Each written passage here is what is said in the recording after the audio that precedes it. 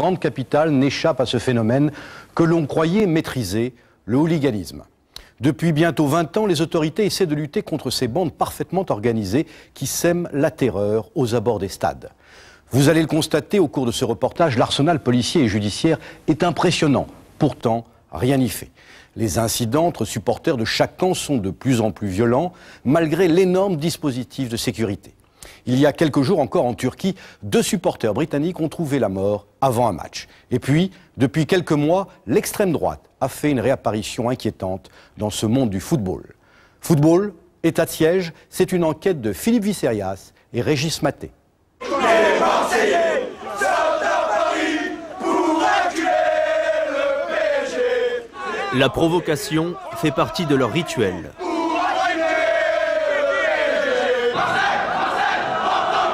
Défier l'adversaire sur ses terres, leur plaisir et leur gloire.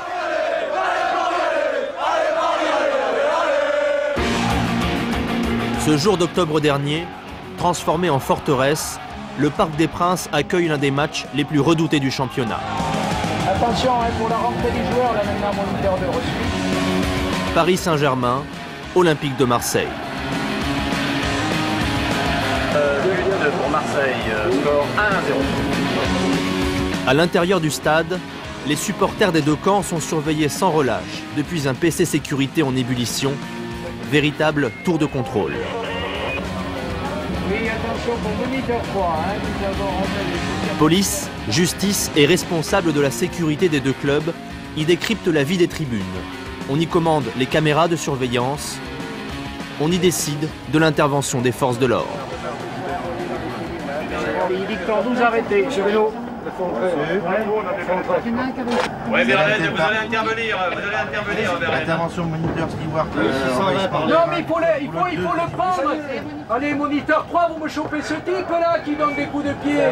Les gars qui sont sur le tour, vous les chopez. L'intervention de Verlaine, donc au niveau de la tribune de Boulogne. Oui, écoutez, bloquez pas la fréquence, vers TI 310, TI 310. Verlaine de... Et il faut le piquer, le mec. Ça y est. C'est bon. Voilà, comme ça il faut faire, bien sûr. Allez, c'est bon. Clément, très bien. Ouais, c'est bien joué, Verlaine, c'est bon. Faut arrêter. Non, mais ça va remonter, ça. Après le match, l'attention de la police ne se relâche pas. Pour séparer les deux flots de supporters, il aura fallu ce soir-là plus de 1000 policiers et gendarmes. On va même jusqu'à raccompagner les Marseillais à leur bus. Dans le même temps, les Parisiens sont chassés des alentours du stade.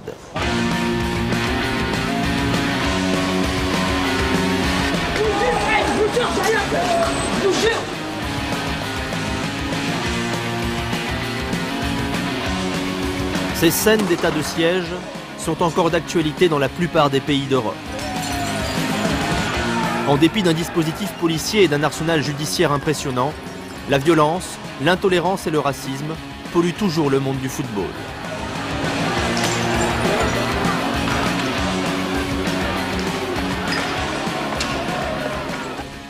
Conférence de presse au Paris Saint-Germain. De tous les clubs touchés par le hooliganisme, il est en France celui qui a le plus lutté pour s'en débarrasser.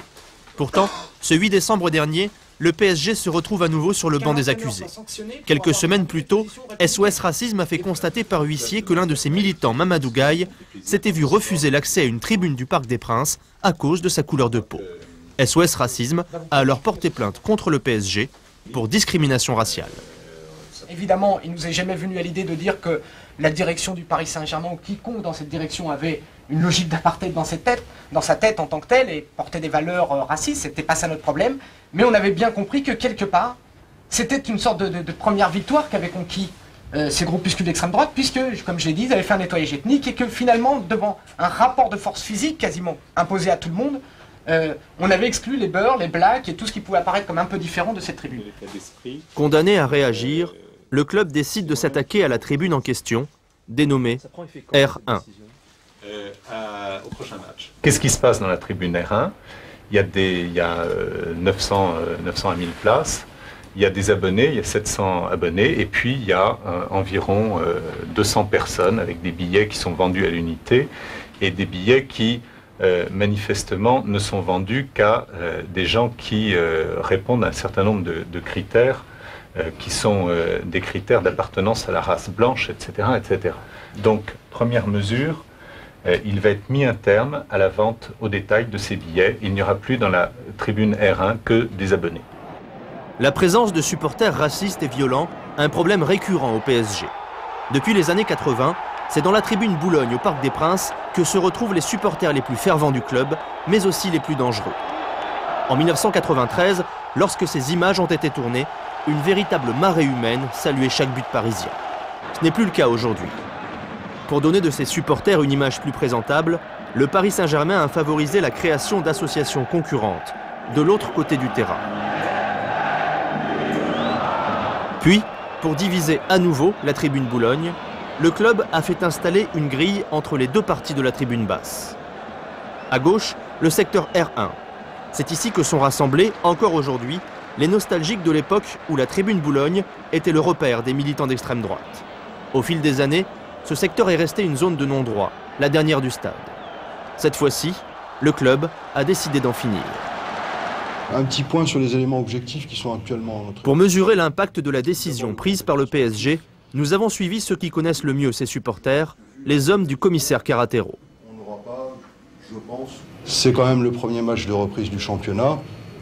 Il faudra être attentif sur la composition notamment de la tribune R1, de savoir un petit peu si elle a évolué par rapport au projet de réforme du PSG ou si ça reste globalement stable. Ces policiers des renseignements généraux parisiens forment la seule unité de police en France chargée exclusivement de la surveillance des supporters. Ce soir, Paris reçoit Lyon. Avant le match, chacun ses habitudes. Autour du stade, il faut repérer les supporters à risque. Ce policier les connaît tous. Il a rejoint cette unité en 1993, au moment de sa création. Nous l'avons suivi, souvent en caméra cachée à sa demande, pour ne pas perturber son travail. Devant un bar, il repère un groupe. Ces messieurs vont bien? Ah, bah tiens, c'est encore à la police. Un petit mot, histoire de montrer qu'il est là. Mais ceux-là sont ivres. Il n'apprendra rien. Ce patient travail de contact au jour le jour lui a permis de connaître la personnalité de ses supporters. On fait les assistantes sociales avec toi le plus souvent. C'est pas vrai?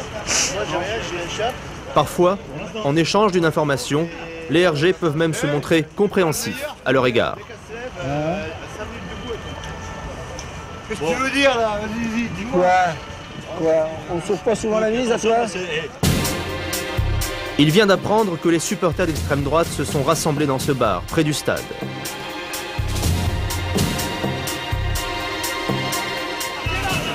L'arrivée d'un policier ne semble pas les gêner. Ils vont même chanter un chant nazi en sa présence.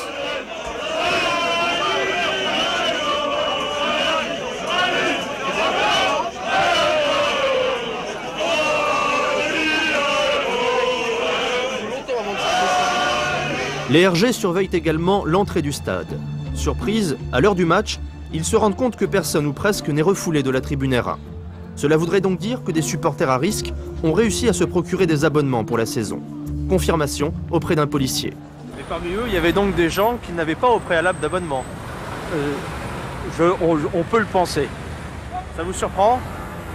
Pour le moment, non. Ça veut dire qu'ils se sont procurés ces abonnements récemment alors? Tout à fait, enfin on peut en déduire, on peut le déduire pour le moment.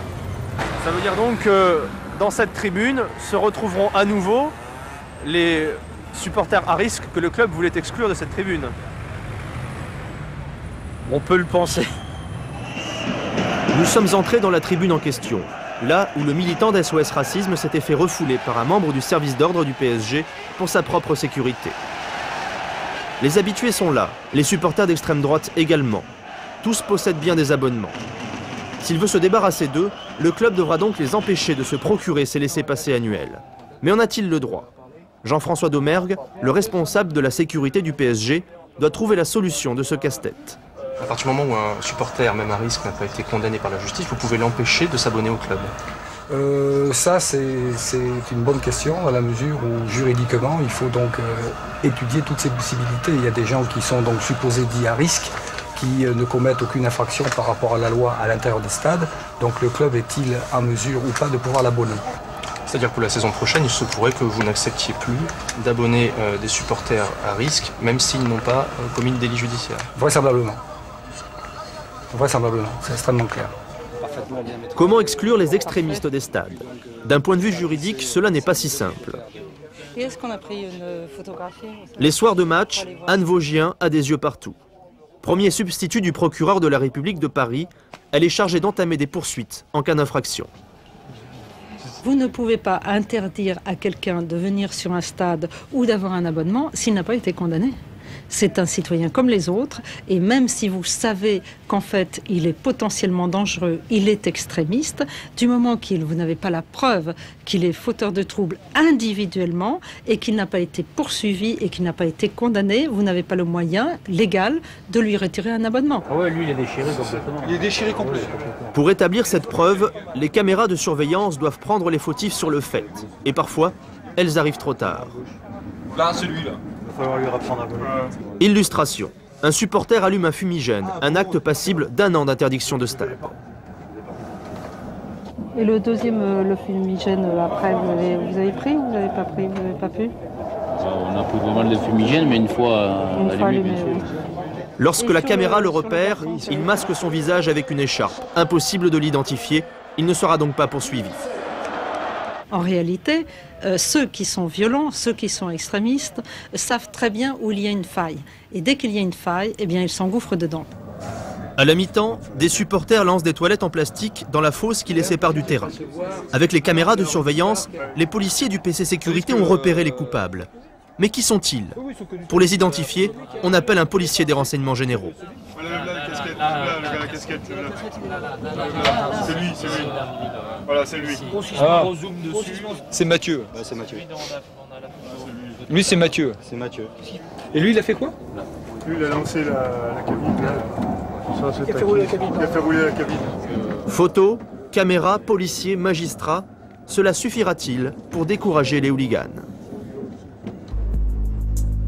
Quelques jours après PSG Lyon, nous avons rencontré 2 habitués de la tribune R1.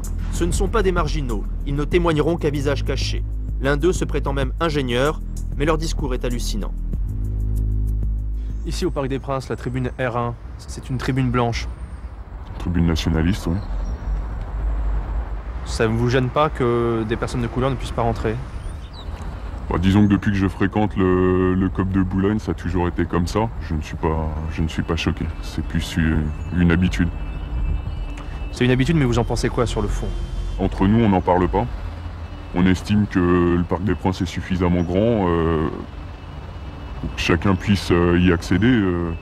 La tribune R1 ne représente qu'un pourcentage minime des places. Et bon, bah, on est entre nous.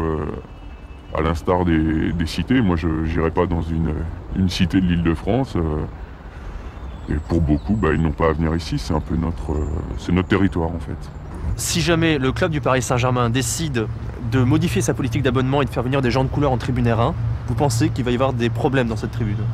Bah, écoutez, à partir du moment où le club laisse entrer ces personnes-là, mais laisse également rentrer les personnes qui étaient avant, oui, je suis persuadé qu'il y aura des problèmes. Si maintenant le club se met à instaurer une discrimination au niveau des vrais supporters, ceux qui sont là depuis 10 ans, comme moi, effectivement, il n'y aura pas de problème, ça c'est sûr. Mais ce qui les motive le plus, c'est la violence. Une violence calculée.